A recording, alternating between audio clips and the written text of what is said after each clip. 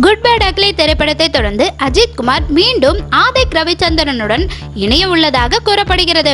சமீப மாதங்களாக அஜித் குமார் பல நாடுகளில் கார் பந்தயங்களில் ஈடுபட்டு வருகிறார்.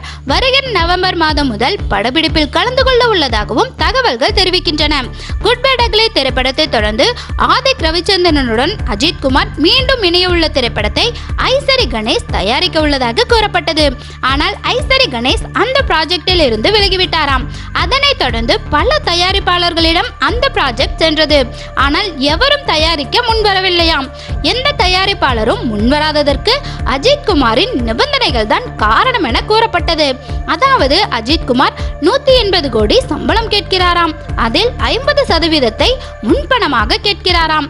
மேலும் மீதி பணத்தை எதிர்கால தேதியிட்ட காசோலையாக முன்கூட்டியே தர வேண்டும் என கூறுகிறாராம். அதேபோல் இந்த மொத்த பணத்தையும் படப்பிடிப்பு நடைபெறும் போதே தந்துவிட வேண்டும் எனவும் நிபந்தனை போடுகிறாராம். இதனால் எந்த தயாரிப்பாளரும் முன்வரவில்லை என கூறப்படுகிறது. அது மட்டுமல்லாது அஜித் குமார் துபாயில் ஒரு வங்கி கணக்கு வைத்திருக்கிறாராம். அந்த வங்கி கணக்கில் தான் அந்த பணத்தை செலுத்த வேண்டும் எனவும் நிபந்தனை போடுகிறாராம்.